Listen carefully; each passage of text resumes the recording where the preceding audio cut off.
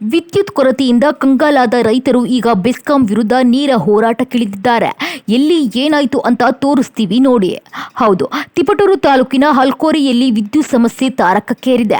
ಕಳೆದ 2 ತಿಂಗಳಿಂದ ಸಮರ್ಪಕವಾಗಿ ವಿದ್ಯುತ್ ಪೂರೈಕೆ ಆಗುತ್ತಿಲ್ಲ ಎಂದು ಆರೋಪಿಸಿ ಆಲ್ಕುರ್ಕೆ ಹಾಗೂ ಸುತ್ತಮುತ್ತಲಿನ ಗ್ರಾಮಗಳ ನೂರಾರು ರೈತರು ಬೆಸ್ಕಾಂ ಇಲಾಖೆಯ ವಿರುದ್ಧ ಆಕ್ರೋಶ ಹೊರಹಾಕಿದ್ರು. ಅಸಮರ್ಪಕ ವಿದ್ಯುತ್ ಪೂರೈಕೆಯಿಂದ ತೆಂಗು, ಅಡಿಕೆ ಸೇರಿದಂತೆ ಅಲ್ಪಾವಧಿ ಬೆಳೆಗಳು ಸಂಕಷ್ಟಕ್ಕೆ ಸಿಲುಕಿವೆ. ಪ್ರತಿದಿನ ಕನಿಷ್ಠ 7 ಗಂಟೆ ವಿದ್ಯುತ್ ಅಗತ್ಯವಿದ್ದರೂ ಸಮರ್ಪಕ ಪೂರೈಕೆ ಇಲ್ಲದ ಕಾರಣ ಬೆಳೆಗಳು ಒಣಗಿ ಹೋಗುತ್ತಿರುವೆ ಎಂದು ರೈತರು ಆರೋಪಿಸಿದ್ದಾರೆ.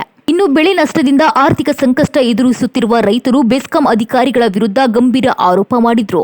ರೈತರ ಬದುಕಿನ ಜೊತೆ ಚೆಲ್ಲಾಟ ಮಾಡುವುದನ್ನು ನಿಲ್ಲಿಸಿ ತಕ್ಷಣ ಸಮಸ್ಯೆ ಪರಿಹರಿಸಬೇಕು ಎಂದು ಆಗ್ರಹಿಸಿದ್ರು. ಒಟ್ಟಾರೆ ಸಮರ್ಪಕ ವಿದ್ಯುತ್ ಪೂರೈಕೆಗೆ ಆಗ್ರಹಿಸಿ ರೈತರು ಎಚ್ಚರಿಕೆ ನೀಡಿದ್ದು, ಸಮಸ್ಯೆ ಬಗೆಹರಿಯದಿದ್ದರೆ ಉಗ್ರ ಹೋರಾಟದ ಸೂಚನೆ ನೀಡಿದ್ದಾರೆ.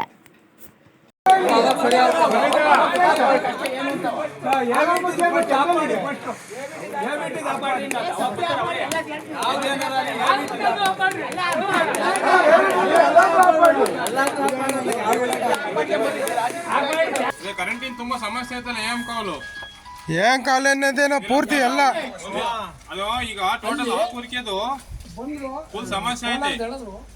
7 ಅವರ್ ಕರೆಂಟ್ ಕೊಡೋ ಹತ್ರ 2 ಅವರ್ 3 ಅವರ್ ಕರೆಂಟ್ ಕೊಡ್ತಾ ಇದ್ದೀರಾ. ಅದು 1 ಅವರ್ ತೆಗಿತೀರಾ, ಹಾಫ್ ಅನ್ ಅವರ್ ಕಟ್ ಮಾಡ್ತೀರಾ, ಮತ್ತೊಂದು ಅವರ್ ಕೊಡ್ತೀರಾ. 3 ಅವರ್ ಕರೆಂಟ್ ಬರ್ತಾ ಇರೋದು ನಮಗೆ.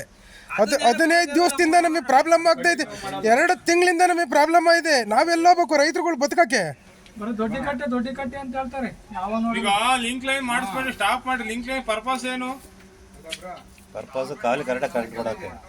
ಬೇಡ ಬರ್ರಿ ಈಗ ಲಿಂಕ್ ಲೈನ್ ಪರ್ಪಸ್ ಚೆಟ್ಟಿಕೆರೆ ಕರೆಂಟ್ ಕೊಡ್ತಾ ಇರಂತಲ್ಲ, ಏನು ಅಂತ ಕಾವಲಿ ಕರೆಂಟ್ ಕೊಡಕ್ಕೆ.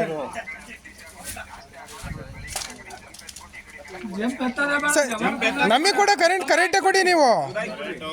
ಕರೆಂಟ್ ಕೊಡಿ ಸರ್. ಹೇಳೋ ನೈಟ್ ಆರ ಕೊಡ್ರಿ, ಡೇ ಆರ ಕೊಡ್ರಿ, ಎಲ್ಸಿ ತೆಗಿಬಾರ್ದು.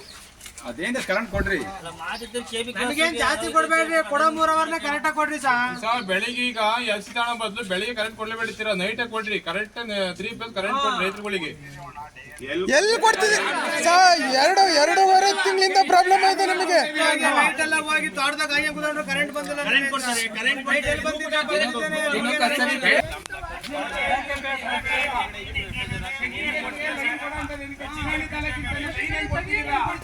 ಸಂಜೆ ಮಾತಾಡೋದಕ್ಕೆ ರೆಸ್ಪಾನ್ಸೇ ಇಲ್ಲ ಇದು.